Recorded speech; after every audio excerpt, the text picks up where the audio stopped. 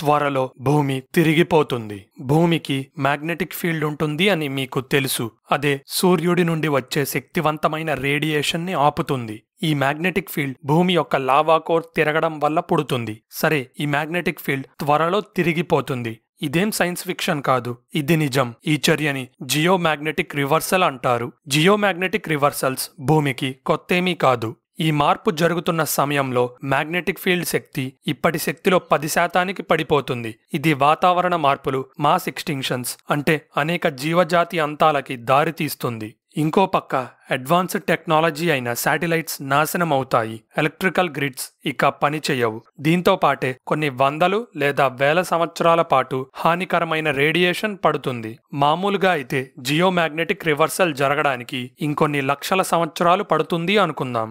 కానీ magnetic field of fluctuations ని గుర్తించిన సైంటిస్టులు ఈ మార్పు ఆల్రెడీ మొదలైంది అంటున్నారు. అయితే ఒక గ్రహానికి మ్యాగ్నెటిక్ ఫీల్డ్ ఎందుకుంటుందో ఇంకా అర్థం చేసుకునే స్టేజ్లో ఉన్నాం. ఎందుకంటే మన పక్కన ఉన్న మార్స్, వీనస్ గ్రహాలు భూమంత సైజులో ఉన్న మ్యాగ్నెటిక్ ఫీల్డ్స్ మాత్రం లేవు. ఇది లేకపోతే జీవం డెవలప్ అవ్వడం 100% కష్టం. ఎందుకంటే డైరెక్ట్ గా పడే సూర్యుడి రేడియేషన్ ఏ చిన్న జీవకణం పుట్టినా అంతం చేస్తుంది. అయితే భూమి మ్యాగ్నెటిక్ ఫీల్డ్ ని డైనమో ఎఫెక్ట్ ద్వారా అర్థం చేసుకోవచ్చు. సింపుల్ గా చెప్పాలంటే ఒక మ్యాగ్నెట్ ని వైర్ కాయిల్స్ మధ్యలో పెడితే కాయిల్స్ లో కరెంట్ పుడుతుంది.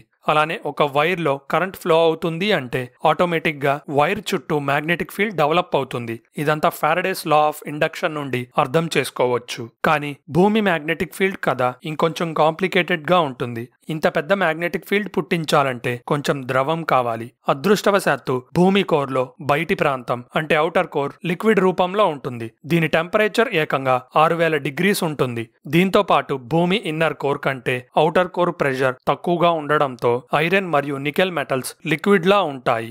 భూమి మధ్య ప్రాంతం నుండి పైకి వచ్చే కొద్దీ టెంపరేచర్ తగ్గుతూ వస్తుంది. దీనివల్ల ఔటర్ కోర్ లో నుండి వేడి కండక్టివ్ పదార్థం పైకి వచ్చి కూల్ అయ్యి మళ్లీ లోపలికి పడిపోతుంది. ఫర్ ఎగ్జాంపుల్, ఒక అక్వేరియంలో నీటి అడుగు నుండి బుడగలు పైకి రావడాన్ని చూసే ఉంటారు కదా. సేమ్ భూమి కోర్ లో ఇలానే జరుగుతుంది. కాకపోతే ఆ కండక్టివ్ పదార్థం మళ్లీ లోపలికి పడిపోతుంది. ఇది ఒక లూప్ లా జరుగుతుంది కాబట్టి పదార్థంలో కరెంటు పుడుతుంది. అయితే ఒక్కో లూప్ ఒక్కో మ్యాగ్నెట్ లా వ్యవహరిస్తుంది. కానీ భూమికి ఒకే ఒక్క మ్యాగ్నెటిక్ ఫీల్డ్ అంటే ఒకటే నార్త్ పోల్, ఒకటే సౌత్ పోల్ ఎందుకు ఉంది? సింపుల్ గా చెప్పాలంటే ఒక రహస్య శక్తి ఈ మ్యాగ్నెటిక్ ఫీల్డ్స్ అన్నిటినీ కలిపి ఒకే డైరెక్షన్ లో పాయింట్ చేయిస్తుంది. ఈ ఫోర్స్ కొరియోలిస్ ఎఫెక్ట్ నుండి పుట్టింది. డైనమో థియరీ ప్రకారం పైకి లేచిన ఈ కండక్టివ్ మెటీరియల్ అంతా కిందకి పడేటప్పుడు స్ట్రైట్ గా పడకుండా స్పైరల్ అంటే నీరు పిచికారీ చేసేటప్పుడు ఎలా పడుతుందో అలా ఎటు పడితే అటు పడుతుంది. దీనికి కారణం భూమి తన చుట్టూ తాను తిరగడం. ఇలా తిరిగే క్రమంలో ఈ స్పైరల్ మెటీరియల్ తిరుగుతూ ఒక స్ప్రింగ్ లా మారుతుంది. ఇవి చాలా పెద్దగా ఉంటాయి. ప్రతి స్ప్రింగ్ చుట్టూ ఒక సపరేట్ మ్యాగ్నెటిక్ ఫీల్డ్ ఉంటుంది. వీటన్నిటినీ కలిపితే వచ్చే యూనిఫైడ్ ఫీల్డ్ నార్త్ మరియు సౌత్ పోల్స్ తో ఒక పెద్ద మ్యాగ్నెటిక్ ఫీల్డ్ ని సృష్టిస్తుంది. అదే ఈరోజు భూమిని కాపాడుతుంది. ఈ ప్రాసెస్ ని బట్టి మీకు అర్థమయ్యే ఉండాలి. ఒక గ్రహానికి మ్యాగ్నెటిక్ ఫీల్డ్ ఉండాలంటే కరిగిన లిక్విడ్ కోర్ ఉండాలి. అయితే ఈ లిక్విడ్ లోపల నుండి పైకి రావడం అనే ప్రాసెస్ కన్సిస్టెంట్ గా జరగదు. సో భూమి మ్యాగ్నెటిక్ ఫీల్డ్ లో ఫ్లక్చువేషన్స్ ఏర్పడతాయి. దీని ఎఫెక్టే మ్యాగ్నెటిక్ నార్త్ పోల్ కదలడం. 1831 నుండి ఈ మార్పుని ట్రాక్ చేస్తుంటే అది 1100 కిలోమీటర్ల షిఫ్ట్ అయింది అని తెలిసింది.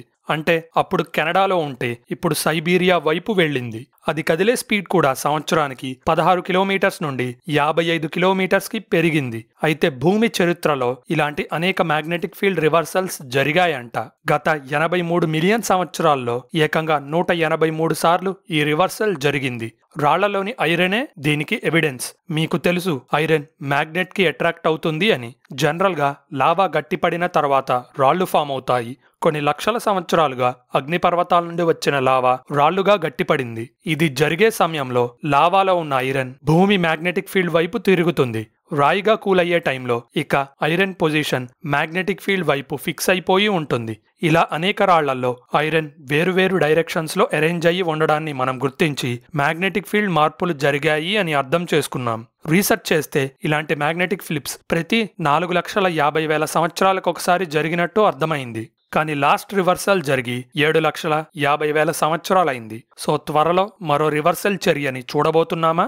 ఇప్పుడు భూమి మ్యాగ్నెటిక్ ఫీల్డ్ బలం 100% ఉంది అనుకుంటే రివర్సల్ జరిగే మధ్యలో ఆ బలం 10%కి పడిపోవచ్చు. అప్పుడు సూర్యుడి రేడియేషన్ డైరెక్ట్ గా భూమి మీద పడుతుంది. అలాస్కా, సైబీరియా, నార్వే లాంటి నార్త్ ప్రాంతాల్లో కనపడే అరోరాస్ మధ్య ప్రాంతం వరకు వచ్చేస్తాయి. ఆ రేడియేషన్ మన మీద డైరెక్ట్ గా పడితే స్కిన్ క్యాన్సర్ వచ్చేస్తుంది. సరైన షీల్డింగ్ లేకపోవడంతో శాటిలైట్ సర్క్యూట్స్ ఫ్రై అయిపోయి భూమి మీద కూలిపోతాయి. ఇక సౌర తుఫానులు వచ్చినప్పుడు ఎలక్ట్రికల్ గ్రిడ్స్ ఫెయిల్ అయిపోతాయి. అంటే గ్లోబల్ కమ్యూనికేషన్ సిస్టమ్స్ ఇక పని చేయవు. మొత్తం టెక్నాలజీ మీద ఆధారపడ్డ మానవాళికి మ్యాగ్నెటిక్ రివర్సల్ ఒక నరకంగా మారుతుంది అని చెప్పక తప్పటం లేదు. పరిస్థితి ఇంకా దిగజారొచ్చు. సిడ్నీలోని university of new south wales research team recent గా మ్యాగ్నెటిక్ ఫీల్డ్ వీక్ అయిన సంఘటన అయిన లాస్ట్ ఛాంప్ ఈవెంట్ మీద రీసెర్చ్ చేశారు. ఇది ఫుల్ మ్యాగ్నెటిక్ రివర్సల్ కాదు, బట్ ఈ ఈవెంట్ అప్పుడు 800 సంవత్సరాల పాటు మ్యాగ్నెటిక్ ఫీల్డ్లో చాలా మార్పులు జరిగాయి. దీనివల్ల జైంట్ ఆస్ట్రేలియన్ వాంబాట్స్ మరియు జైంట్ కాంగారూస్ అనే జీవులు అంతరించాయి. ఫుల్ రివర్సల్స్ లా కాకుండా ఇలాంటి టెంపరరీ మార్పులు జరిగే టైం ఫ్రేమ్ తక్కువ, అంటే 200 నుండి 10,000 సంవత్సరాల వరకు ఉండొచ్చు. 2021లో చేసిన ఈ స్టడీ ప్రకారం మ్యాగ్నెటిక్ ఫీల్డ్ మార్పుల వల్ల వాతావరణ రేడియో కార్బన్ లెవెల్స్ పెరిగాయి. సూర్యుడి రేడియేషన్ డైరెక్ట్ గా పడటం వల్ల ఇది జరిగింది. అందుకే ఆ జీవులు అంతరించాయి. సో ఇలాంటి చిన్న మ్యాగ్నెటిక్ ఈవెంట్స్ కూడా మానవాళి అంతానికి దారితీయొచ్చు. పాజిటివ్ విషయం ఏంటంటే లాస్ట్ ఛాంప్ మ్యాగ్నెటిక్ ఈవెంట్ వల్ల తప్పితే మరో మ్యాగ్నెటిక్ ఈవెంట్ వల్ల జీవం అంతమైన ఎవిడెన్స్ దొరకలేదు. దీన్ని బట్టి చూస్తే చాలా రివర్సల్స్ మొక్కలు మరియు జంతు స్పీషీస్ ని పెద్దగా ఎఫెక్ట్ చేయలేదు అని అర్థమవుతుంది. అలానే లాస్ట్ ఛాంప్ ఈవెంట్ అప్పుడు ఆస్ట్రేలియా భూభాగం మాత్రమే ఎఫెక్ట్ అయింది. ఎందుకంటే వేరే భూభాగాల మీద చేసిన రీసెర్చ్ లో ఎలాంటి ఎక్స్టింక్షన్స్ బయటపడలేదు. ఇంత విన్న తర్వాత మీకు ఒకటి అర్థమై ఉండాలి. ఒకసారి మ్యాగ్నెటిక్ రివర్సల్ స్టార్ట్ అయిందంటే పూర్తవడానికి కొన్ని వేల సంవత్సరాలు పడుతుంది అని. రివర్సల్ స్టార్టింగ్ ని ముందే కనిపెట్టొచ్చు. పాత శాటిలైట్స్ ని ఏం చేయలేము, కానీ కొత్త శాటిలైట్స్ ని హెవీ షీల్డింగ్ తో లాంచ్ చేయాలి. సోలార్ రేడియేషన్ ని తట్టుకోవడానికి పవర్ఫుల్ సన్ స్క్రీన్స్ ని తయారు చేస్తే క్యాన్సర్ బారిన పడకుండా ఉంటాం. నాసా ప్రకారం భూమి మ్యాగ్నెటిక్ ఫీల్డ్ వీక్ అవడం స్టార్ట్ అయిన వెంటనే మన మీద ఎఫెక్ట్స్ పడవు. మన వాతావరణం పూర్తి సోలార్ రేడియేషన్ ని ఆపగలిగేంత దట్టంగా ఉంటుంది. అఫ్కోర్స్ ఇది కూడా చిన్నగా అంతరిక్షంలోకి ఎస్కేప్ అవుతుంది. కానీ మొత్తం ఓజోన్ కోల్పోవడానికి దాదాపు 10,000 సంవత్సరాల వరకు పట్టొచ్చు. ఇంకో షాకింగ్ విషయం ఏంటంటే గత 200 సంవత్సరాలుగా భూమి మ్యాగ్నెటిక్ ఫీల్డ్ వీక్ అవుతూ వస్తుంది. ఇదే ట్రెండ్ కంటిన్యూ అయితే మరో 1300 నుండి 1500 సంవత్సరాల్లో మ్యాగ్నెటిక్ ఫీల్డ్ పూర్తిగా మాయమైపోవచ్చు.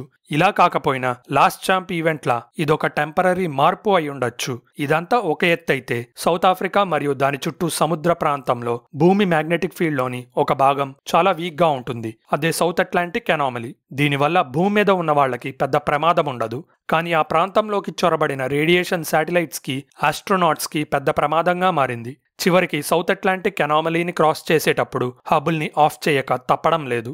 ఏదేమైనా జియోమాగ్నెటిక్ రివర్సల్స్ చాలా డేంజర్.